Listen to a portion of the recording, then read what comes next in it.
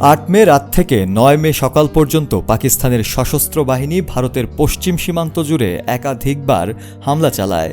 এ সময় তারা ড্রোন সহ বিভিন্ন অস্ত্র ব্যবহার করে। সেই অস্ত্র দিয়েই আক্রমণ করে এবং জম্মু কাশ্মীরের নিয়ন্ত্রণ রেখা বরাবর একাধিকবার সংঘর্ষ বিরতি চুক্তি লঙ্ঘন করে।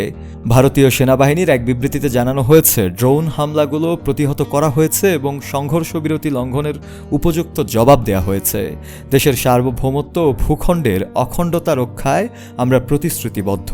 কোনো ধরনের ষড়যন্ত্র সহ্য করা হবে না। 8 মে রাতের দিকে পাকিস্তান হামলার মাত্রা বাড়ায়, যা দুই দেশের মধ্যকার উত্তেজনা বৃদ্ধির ইঙ্গিত দেয়।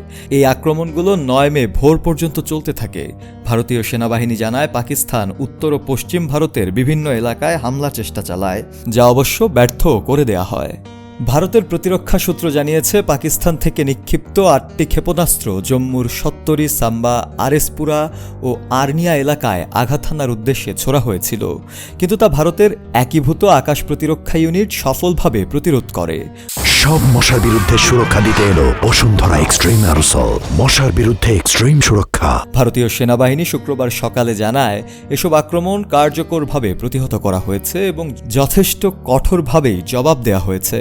প্রতিরক্ষা বাহিনীর মুখ্য কার্যালয় থেকে জানানো হয়েছে, জম্মু, পাঠানকোট ও উদমপুরের সামরিক ঘাঁটিগুলো পাকিস্তানের ড্রোন ও ক্ষেপণাস্ত্র হামলার লক্ষ্যবস্তু ছিল।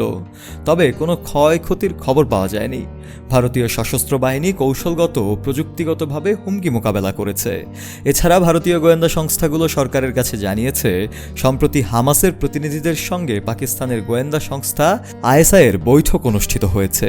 এমন প্রেক্ষাপটে পরিস্থিতি স্বাভাবিক করতে বৃহস্পতিবার রাতে যুক্তরাষ্ট্র হস্তক্ষেপ করে। মার্কিন পররাষ্ট্রমন্ত্রী মার্কো রুবিও ভারতের পররাষ্ট্রমন্ত্রী এস জয়শঙ্করকে ফোন করে দ্রুত উত্তেজনা প্রশমনের একটি আহ্বান জানান। একইভাবে রুবিও পাকিস্তানের প্রধানমন্ত্রী শাহবাজ শরীফের সঙ্গেও কথা বলেন এবং দুই দেশের মধ্যে উত্তেজনা কমাতে ও পারস্পরিক যোগাযোগ বাড়াতে আহ্বান জানান। শফিউল মাওলা, কালের কণ্ঠ।